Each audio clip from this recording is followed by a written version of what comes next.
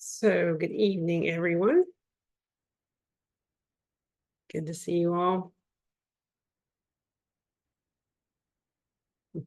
Hey, Janaki. Let's see.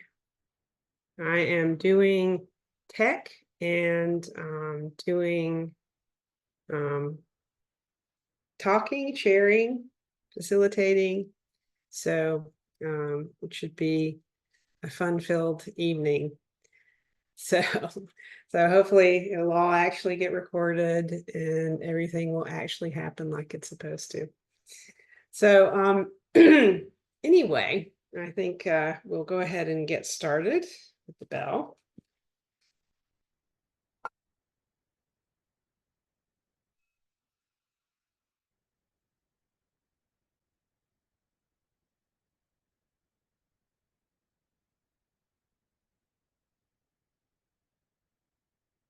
So welcome, everyone. I am Andrea Brannen, and I think everyone knows that. Yep. So I'll be facilitating our talk, and I don't see any newcomers yet, but I'll keep an eye out in case that happens. We'll start with the welcome. So, noble community, we gather here together with one another, with all humanity, and with all life on earth. We gather here together in the unceded lands of the Muskogee, Creek, and Cherokee people, and some of us are in the place where nearly half of all enslaved Africans first stepped onto American soil. We honor our land ancestors with our mindful awareness, and we gather here together to deepen our solidity and renew our freshness through mindful sitting and walking, music and breathing, and speaking and listening. We affirm the capacity within ourselves and all persons of every race, gender, orientation, ability, and tradition to realize peace in ourselves and peace in the world. So tonight we're discussing chapter 5 of Unshakeable, and it's Trauma-Informed Mindfulness for Collective Awakening by JoAnne Rosen. Chapter 5's title is Finding Shelter in the Storm, an exercise for regulating and grounding when things get tough. So we'll be talking about techniques for getting some emergency relief and developing an anchor, which is something we can attach ourselves to in a storm, and to gain stability. And this chapter is actually so kind of rich and full of information and examples that rather than doing a seated meditation and a walking meditation, we're actually going to dive into the guidance in the chapter and then practice some of the exercises or techniques given to help us find that stability and develop those anchors. So as with all things in the program, you're in choice. So if at any point you feel like an exercise isn't for you, then feel free to fall back, on what does work best for you at that time. Now, the chapter starts with a poem by Betty Rose. And I found this recording done of the poem as a song. So I'd like to play that for us rather than me just reading it. And the group singing it is Holy River, formerly Lobo Merino. So we're going to attempt to share, and somebody let me know if this doesn't come across, but hopefully it shall. So go ahead and share.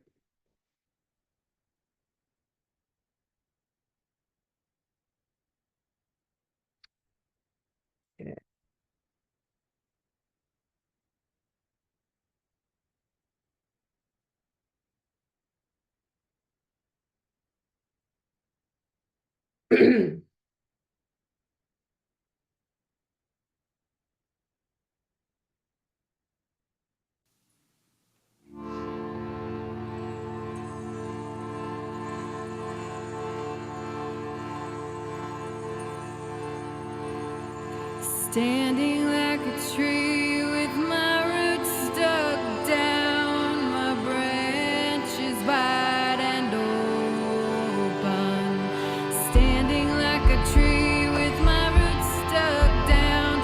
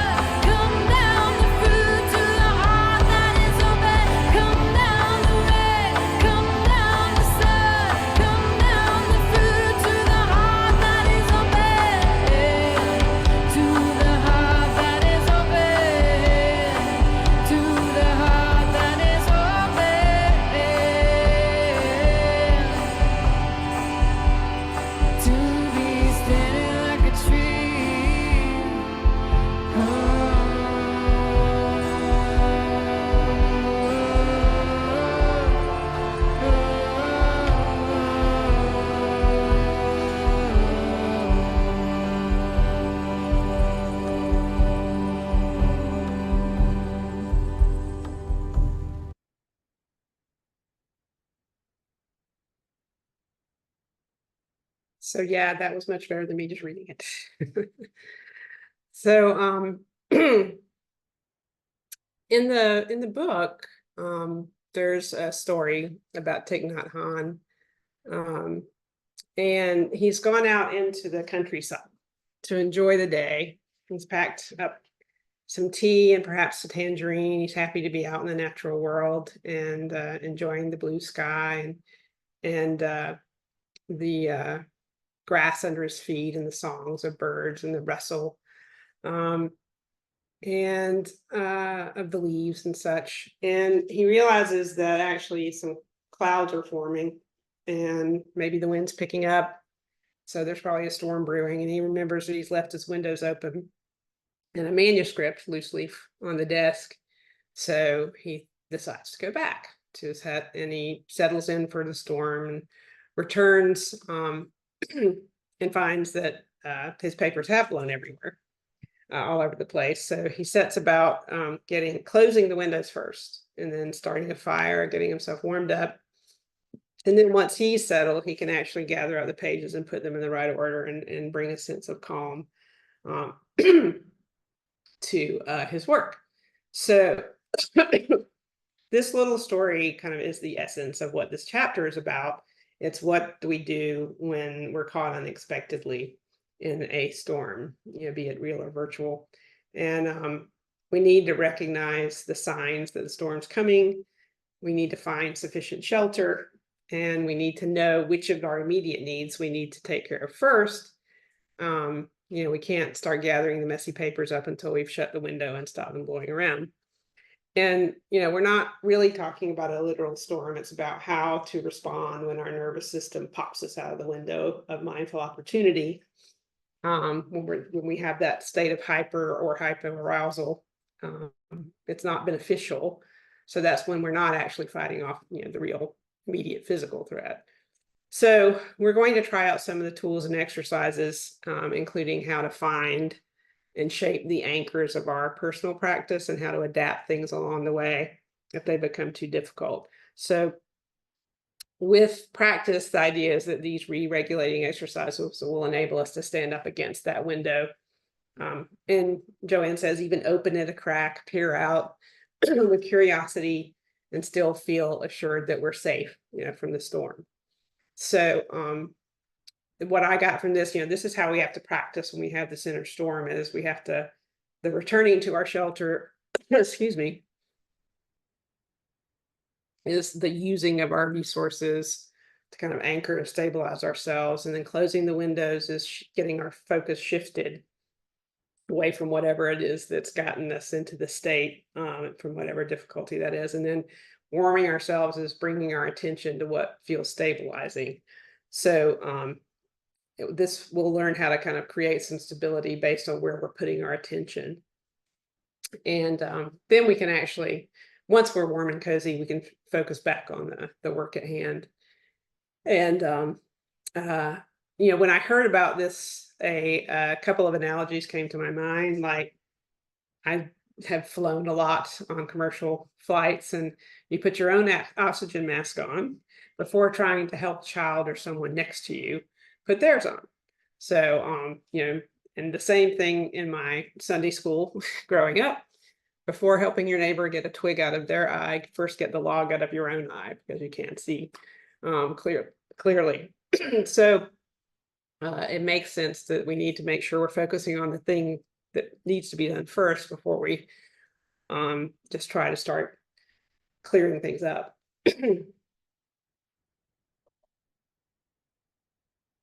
So JoAnne points out that we might recognize some of the tools in the exercises that we're doing in the chapter, because we all have probably already developed our own ways of bringing ourselves into balance, either consciously or unconsciously.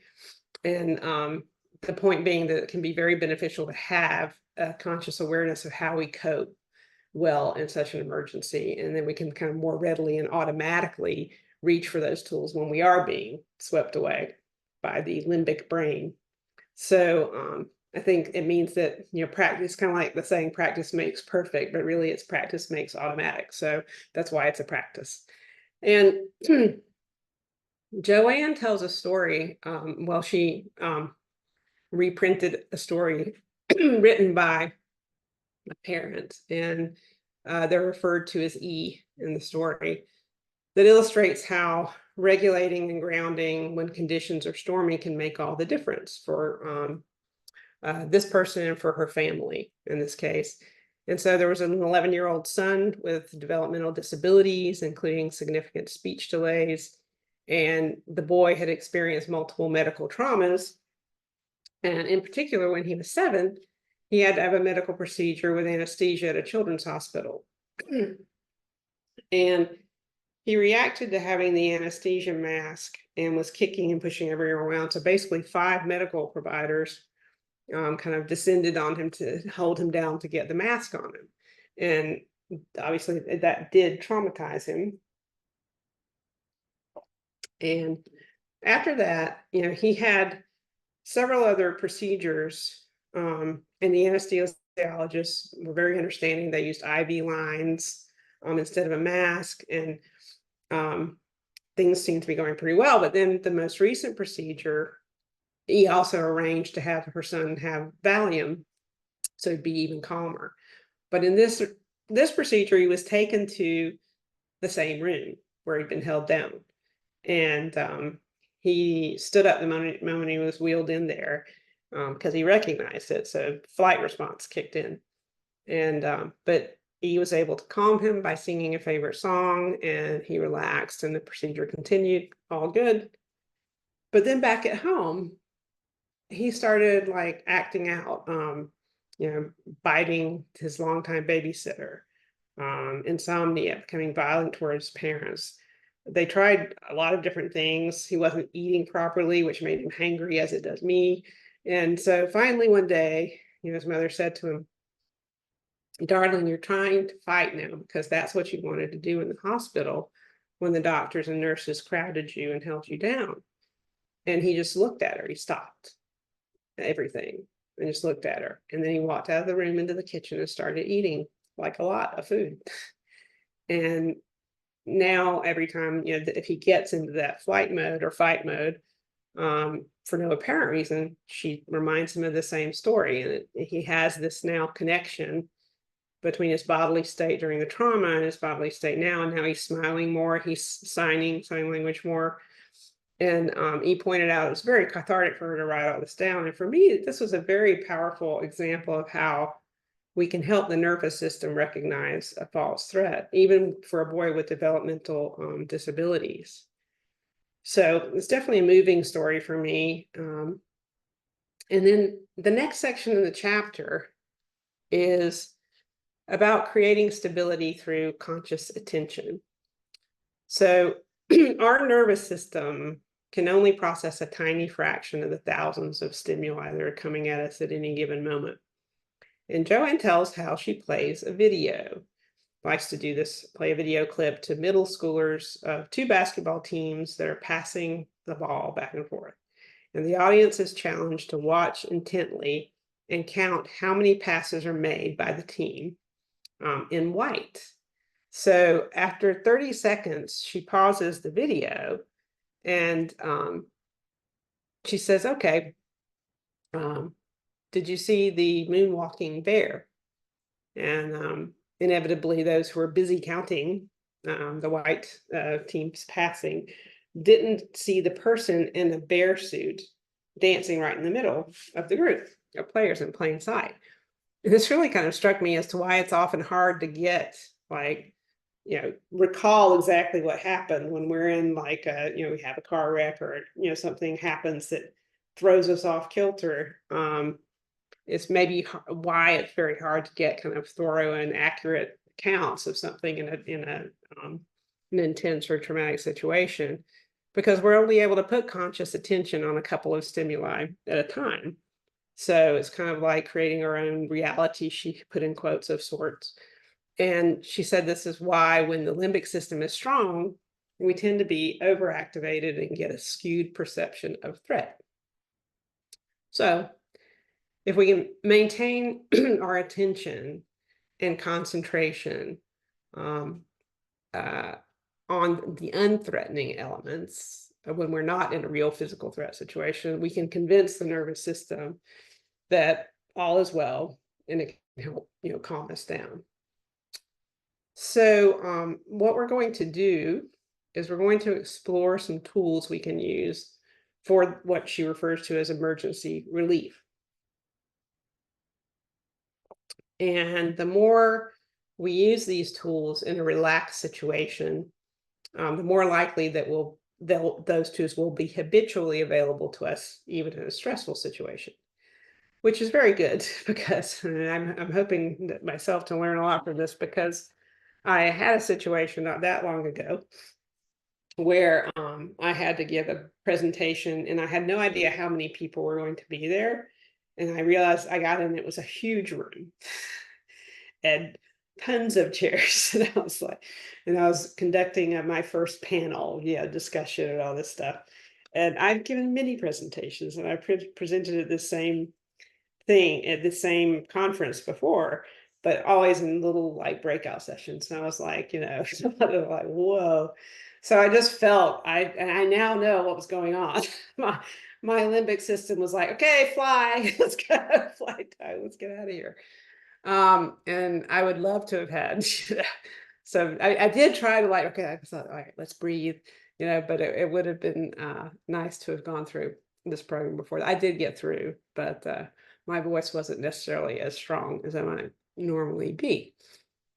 So anyway, we're going to look at, what to do in case of an emergency when we're really stuck outside that window that we've discussed in prior sessions. And whatever we choose to focus our attention on, it is important to stay right in the present moment using just one of our senses at a time. So I thought that was interesting. It's, if you want to try to find something by sight or by sound, it's not kind of doing both. So trying to focus on one of our senses at a time. So if you're highly visual, then you might scan the horizon for a simple shape or pick out like all the circles you can find. And a simple little focus can distract us from the bodily sensations that are snowballing inside us. And snowballing is an accurate way to describe it when it's happened to me, And sustaining this search for a couple of minutes can bring us down enough to remember that we have other tools available to us, like body scanning, or focusing on the breath, or grounding or resourcing. And we'll get to all of these in chapter 5 over this session and the next session that we have. And this will take us further down the path of re-regulation. So the senses that she mentions using is we can use sight, where we can scan and look for all the trees or all the windows or the chairs, pick out a particular shape or a color or a pattern, even a movement or a type of item like I mentioned. And with sound, we can notice sounds close by or far away and consider their pitch, loudness, or their rhythm. You could even hum to yourself or sing a song or let out a loud noise. And with smell, we could notice different smells and determine their sources. And with touch, we can notice different textures around us. And I actually, one of the exercises earlier in the book was for to examine an onion, really get to know an onion. Well, onions and I don't get along, so I actually chose to really get to know a kiwi. And so touch is very powerful, especially with the kiwi. I was just so fascinated with that kiwi. And actually, Elaine walked out, started to say something to me. I said, I'm kind of busy right now. And she's like, what? With the kiwi. But it was quite fascinating. So, and she does mention with touch, it could even be just holding a hot cup of water or putting a cold washcloth on your forehead or even putting on hand lotion. And then with taste, you could take a drink or a bite of something and then savor the taste, following it down the throat. And I did eat the kiwi very slowly and very carefully and did savor that. And then thinking, that sense, which I didn't think about thinking as a sense, but you can count backward from 100 or spell your whole name backward. I have done this a few times now and getting ready for this talk. And count how many beats your heart makes in 2 minutes is another thing you can do. And the last thing she mentions is what she referred to as big muscle energy. So you take a walk or a run. You could leap up against or push on a wall. You could lie down on the floor, put your feet up, and you could wrap yourself tight in a blanket or a shawl, which I would not do for me. But and you could bite a rolled up towel, which that was interesting.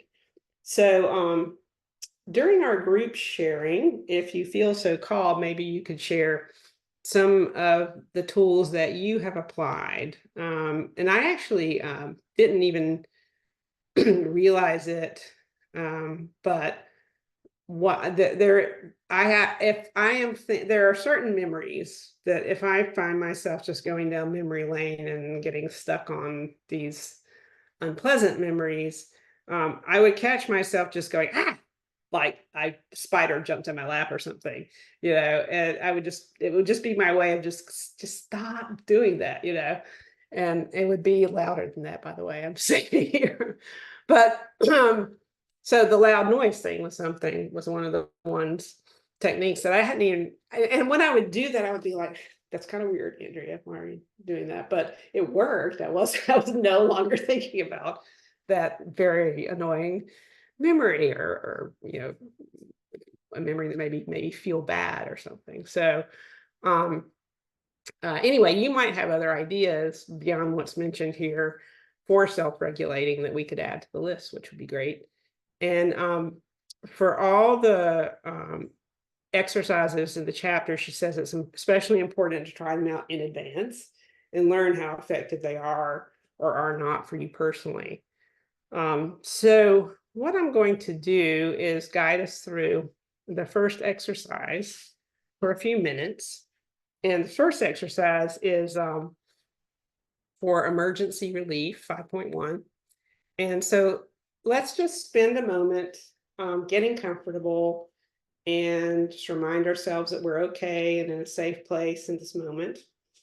Just maybe as if you were going to get ready for the sitting meditation. And we're going to go on an adventure, bringing our curiosity to this experience. We'll finish up the same way. We'll affirming in the beginning and affirming at the end.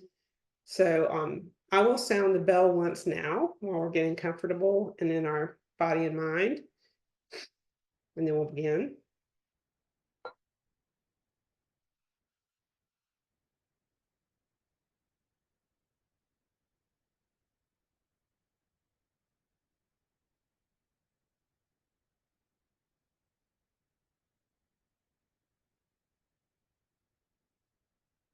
So when you're feeling comfortable in your body and mind, bring to mind something that is mildly annoying. Bring it to mind in some detail. And notice how you feel inside.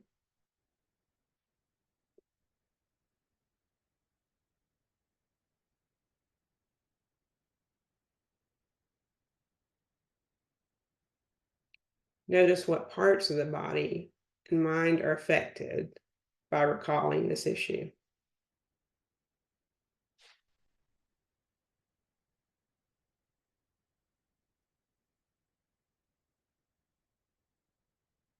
And notice how strong the initial feeling is.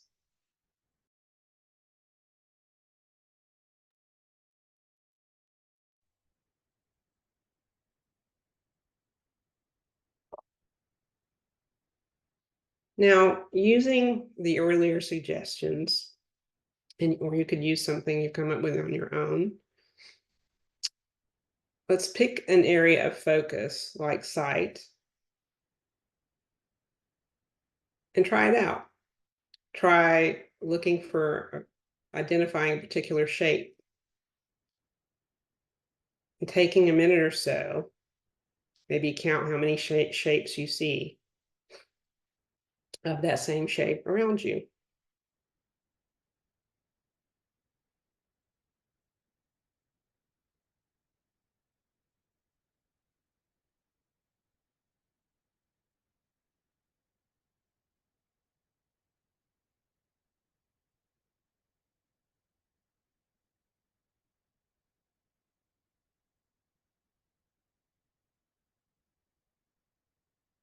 Notice what happens.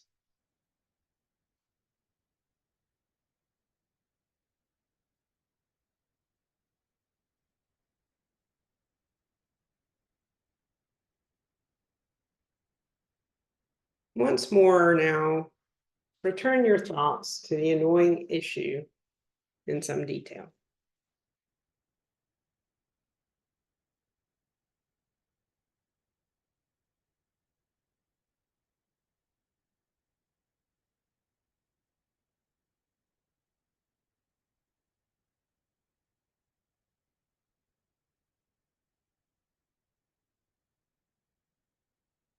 Now, let's try a different tool. Perhaps touching an object nearby and noticing the different textures of that object, be it smooth or rough. And let's take a minute or so and just notice what happens as we're getting to know that object.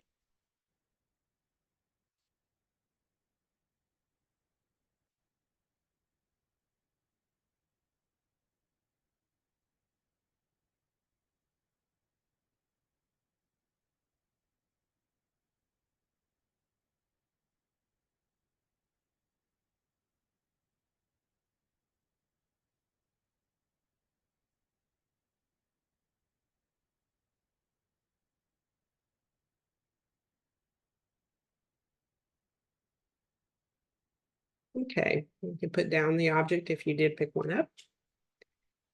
And let's return once more to thinking about that very annoying issue.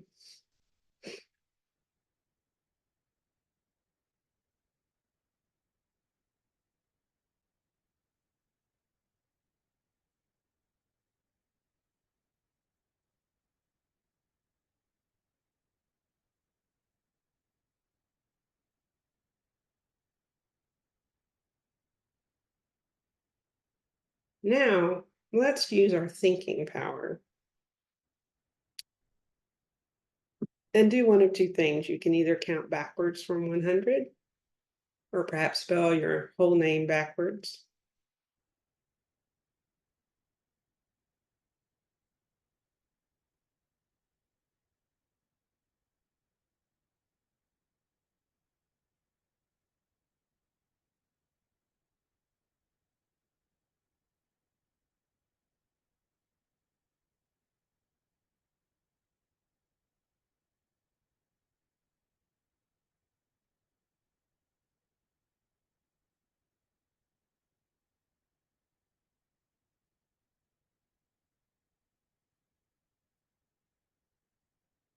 So notice how you're feeling about the issue after practicing several of these techniques.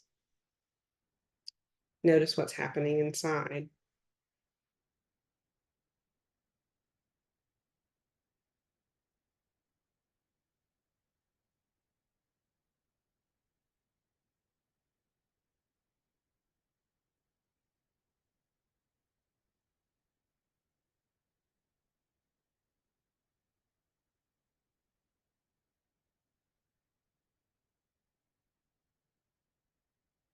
And now we're just going to spend a couple of minutes doing something that feels soothing to you to return you to a comfortable state within a window of mindful opportunity. So let's just take 2 minutes and I'll sound the bell twice when we're done.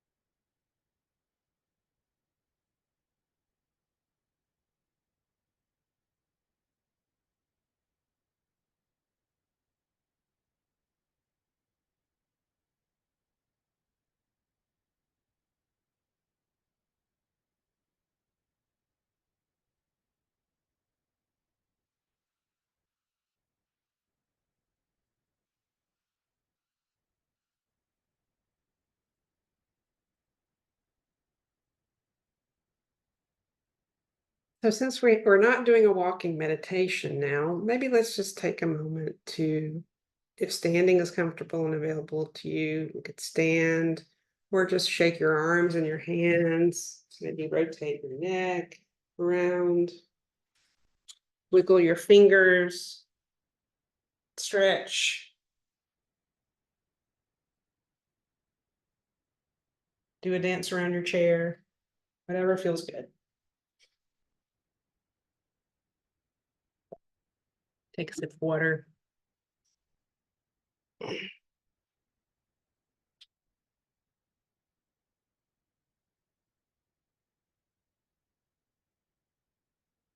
And the next topic, and it sounds like maybe we're not getting the bell. Okay, original sound is on now. Oh, no, original sound should be off. So, yeah. Okay, we're going to do a quick test. Can you hear this? If not, we'll have to do thuds. No? Let's see, 1 minute. I think original sound has to be on. Oh, yeah. Try this. Now we're good. Okay. All right, we're going to do the bell twice now just because.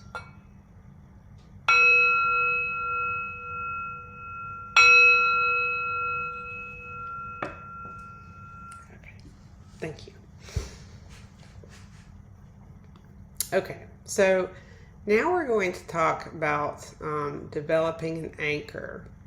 So in the developing an anchor is kind of just what it sounds like. It's something that we can attach ourselves to in a stormy situation. It's anything that brings us a sense of okayness, or what Thich Nhat Hanh calls him. Many contemplative paths use the breath as an anchor. It's something that's always with us as a finely tuned indicator of what's going on inside us, and it can be an effective way to switch on the parasympathetic nervous system. And also, breathing in deeply and breathing out slowly encourages the vagus nerve to alert the brain that all is well. So it's something that we have conscious control over, but it's also easy to quickly forget about when we're ready to focus on our attention elsewhere. And it's generally practical and handy, and it's become like a go-to tool for those of us in the Plum Village lineage to bring ourselves back. That is, unless it doesn't work. And it was interesting to read that it didn't work for JoAnne for many years, which actually I'm glad she shared this, because it made me feel better, because sometimes I struggle as well. And she said that she, in the beginning, she really couldn't focus for more than a few breaths. And when she watched her breaths, she'd start to feel that they were not deep enough, that she wasn't really taking a complete breath. And if she tried to breathe deeper and more slowly, then she got actually impatient and fearful. And she recalled, like, back in childhood, she would struggle to get to sleep and sometimes feel like she was unable to breathe, especially if she saw something, scary on TV. And it never occurred to her at the time to mention it, as a new practitioner, that this was something she was struggling with. And the good news is that after struggling with that for years, she actually did, with some understanding and I guess being patient with herself, she was able to befriend her breath. And at this point in her life, she says it's her go-to regulator. So this makes me feel good as well. And I have definitely gotten much better about it. But sometimes I would do the same thing, like, okay, is this the right way to breathe? But there's no right way, right? It's really what works for each individual. And she'd told this story to say, if you struggle, there are always alternatives. We actually don't have to fake it like she did. So we could actually do other things, like focus on our heartbeat, or a part of the body that feels pleasant. For some people whose bodies have suffered a lot of pain or abuse, then that kind of focusing on any physical sensation might not feel safe. Although this will be something, she said, that eventually is an important thing to explore, you can start with another kind of anchor that may be more helpful. And it could be just a pleasant mental image or memory. It could be tuning into sounds around you, or feeling the support of the chair or cushion under you. It could be smelling incense, and I liked the gazing at a candle flame. I actually think I want to try that, because as a kid, I could just sit there and look at a fire forever. I loved Christmas because that was the one time our fireplace got cranked up in our house. We had an old wood fireplace and an old house, and it was Pembroke, Georgia. It was never terribly cold, so we didn't have much cause to use it. But boy, as a kid, I loved just staring. I would just go in there after supper and just sit there on the couch. And so now, because the breath is so commonly used, the next exercise is actually using the breath as an anchor.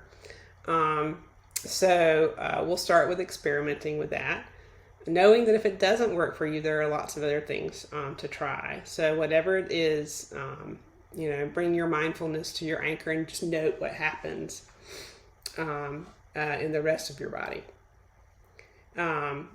So what we're going to do is, this is exercise 5.2, breath as an anchor. And so once again, we'll find a comfortable place where you won't be disturbed, which you're in right now. Or if you're being disturbed, maybe find another comfortable place. What we're going to do is just bring our attention to our breath.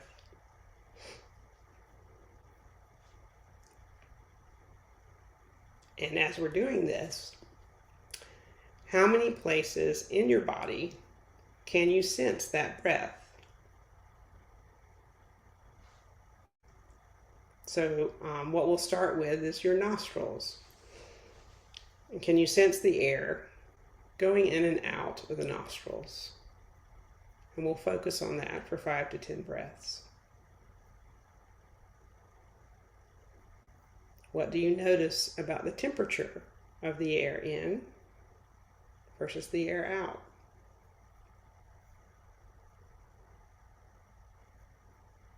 Can you notice the pull and release of the air in your nose?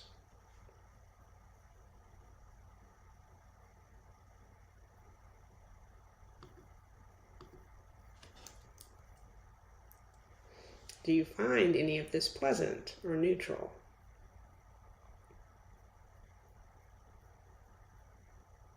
And try keeping your attention on the pleasant or the neutral qualities for a few breaths.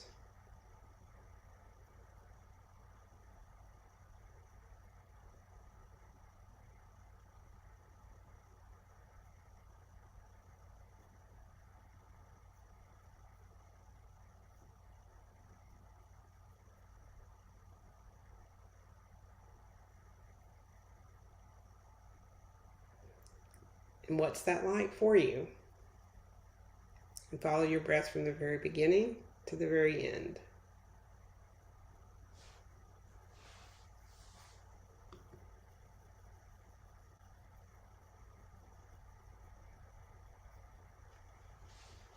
Now we're going to switch our focus to the chest.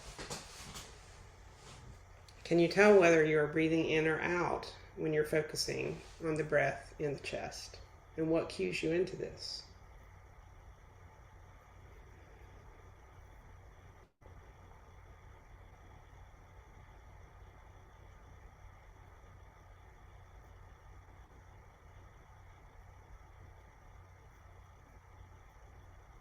Is your breath long or short? And how can you tell?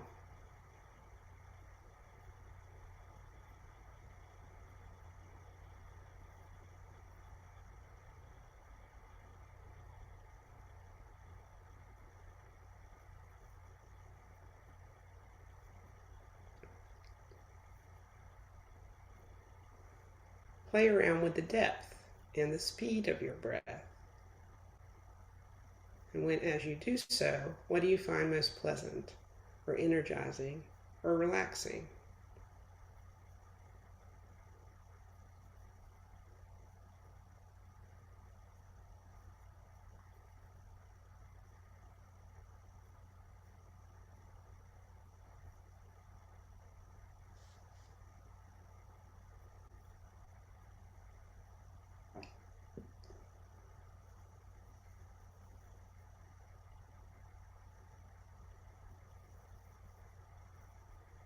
Notice the beginning, the middle, and the end of the in-breath and the out-breath.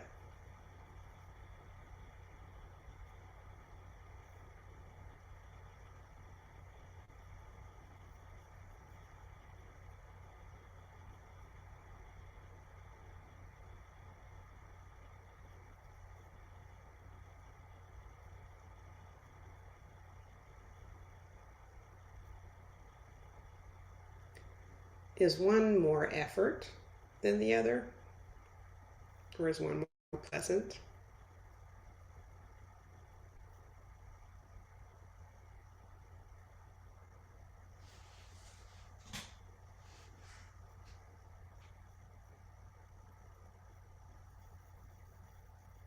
Now let's just take a few moments to allow the breath to do whatever it wants and just be aware of it without too much effort.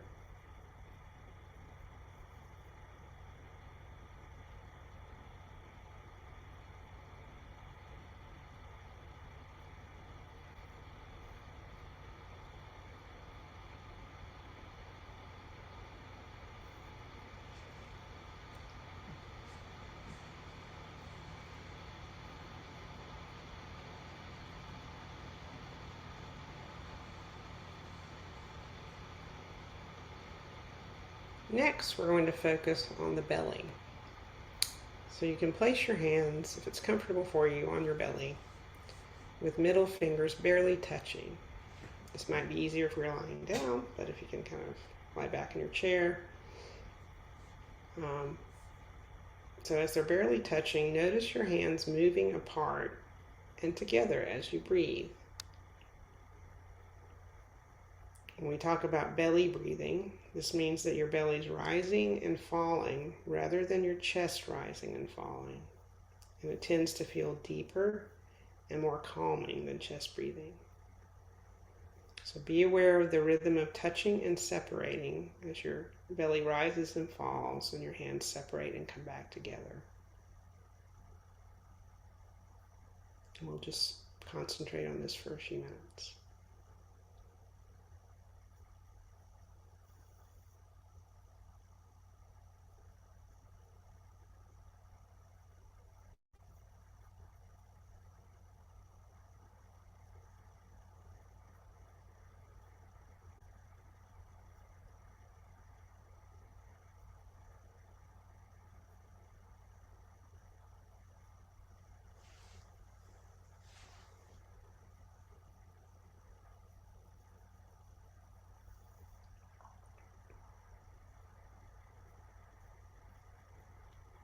You can experiment with varying the speed and the depth of breathing and noticing what's most pleasant or neutral for you.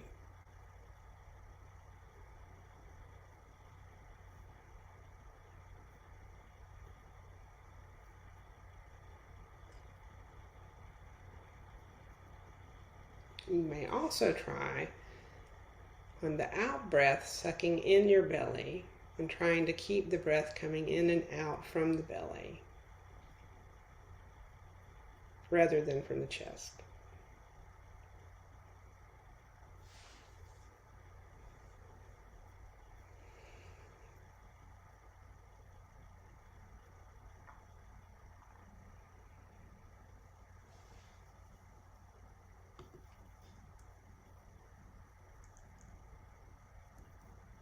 Now you can just let your breathing return to normal, whatever's most comfortable for you.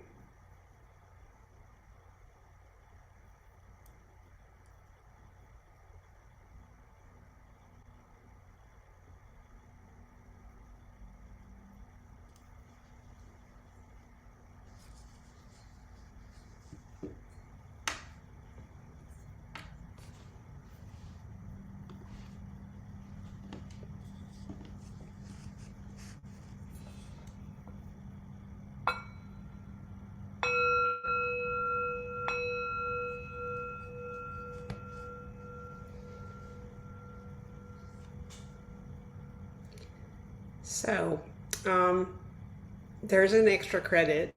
I didn't make you do the extra credit, but the extra credit in the exercise is called 4-7-8 breathing, and it's a practice of rhythmic breathing.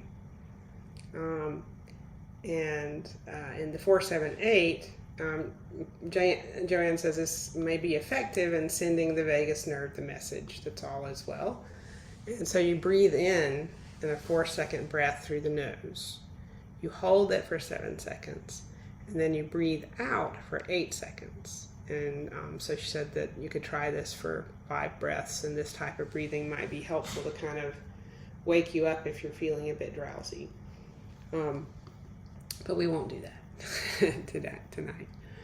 All right. So there are 2 other exercises, and in the interest of time, I'm just going to talk through these because I've read through them several times and maybe just point out a few things about them. And this is something you can try at home.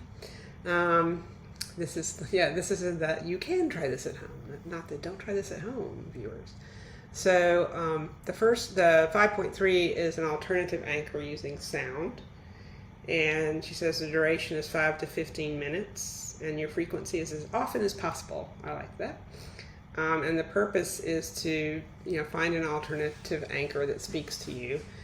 And for this one, again, you would begin with a posture that's relaxing but alert.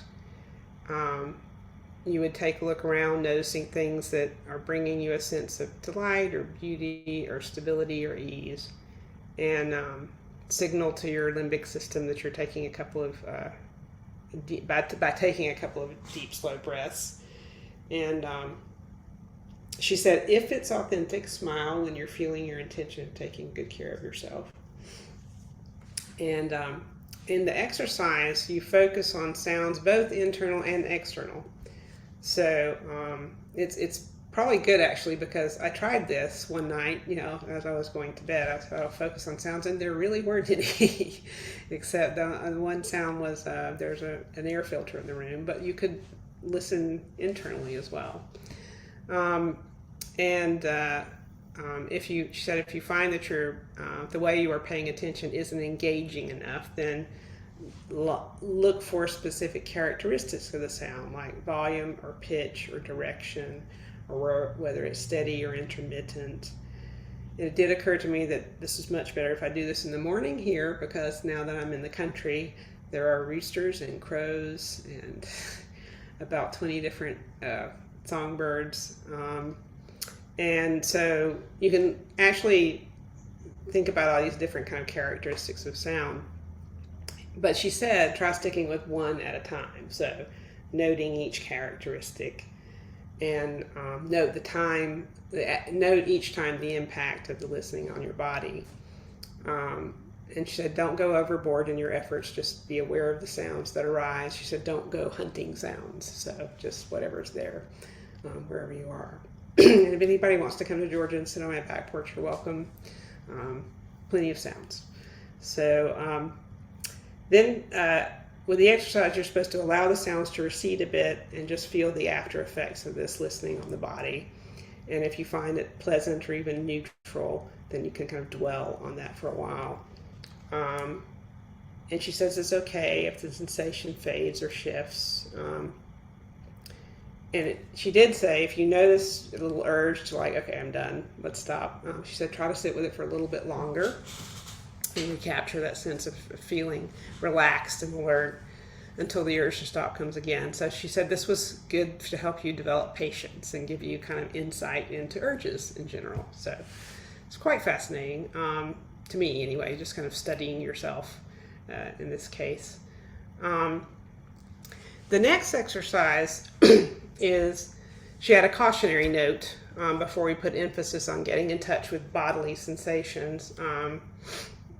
Remember what we learned about anatomy of memory. She said when we re-experience sensations similar to those we experienced during situations we perceived as threatening, then we have automatic responses to keep us safe. So we actually have a tendency not to feel certain parts of us that when we're doing body scanning that become a trigger for those memories. So she said you may want to take note before you continue reading on about that, and maybe come back to this exercise if it's not comfortable for you to do that. So then the last, and we're kind of coming up on the end here, so I'll just mention that the next exercise, the body scanning, you just need to have a piece of paper and some colored markers or pens. So it isn't just a sit and contemplate. So it's actually kind of taking note, but doing so in a colorful way.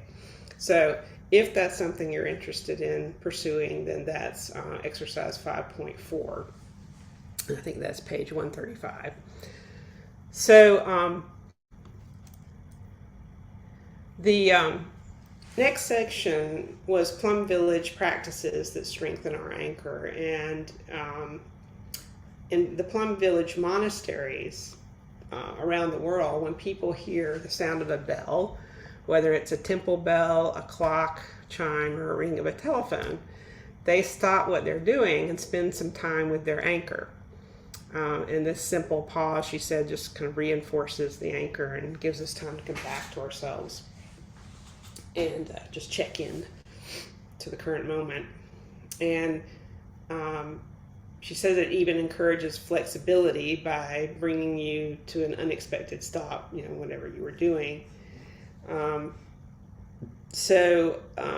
She said finding some reminder in your life that happens fairly frequently, like a telephone ringing or stopping at a stop sign or a stoplight, or maybe you're about to climb the stairs. You could use that as a moment to take a pause. So you can have this as a mindful habit of taking a breather. So she mentioned apps, and I will mention that I do have the Plum Village app. And the Plum Village app, we've talked about this, I think, some before, but in the extras, there's a bell of mindfulness.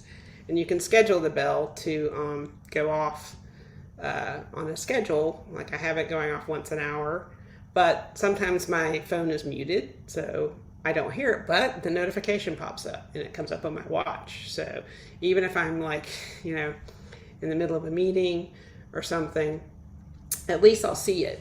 And often I'll just smile, because I'll just know it's there, and that if I had the app on, I could, my sound on, I could hear it. And even that'll just kind of make me smile. I'll if you haven't heard it before, I'll let you see what this sounds like, because the original sound is on. Okay.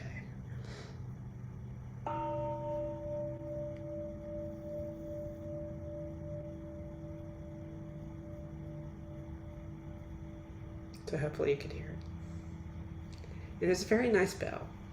So this is the Plum Village app.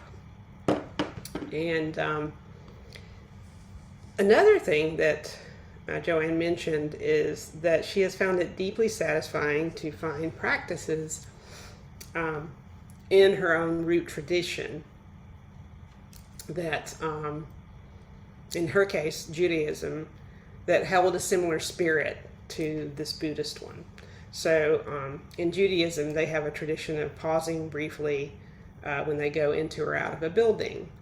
And she said some take it as far as when you go into and out of a room. But you pause and say a prayer, acknowledging the wholeness, is her interpretation. And she said they also place a ritual object at the door of a building to touch when we go in and out, and that this too can be an anchoring experience. So if you have a root tradition that you would enjoy in your own life weaving in, then this is a good way to kind of do that, a good place to play with it. So that is the end of the emergency relief and developing an anchor. And there was an interruption.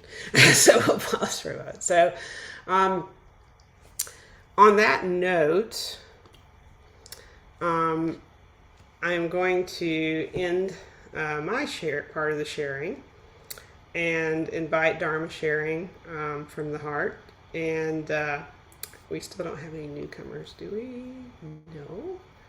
Okay. So maybe at this time, you might, if you feel called to do so, discuss how maybe you recognize the storm is coming. How do you know?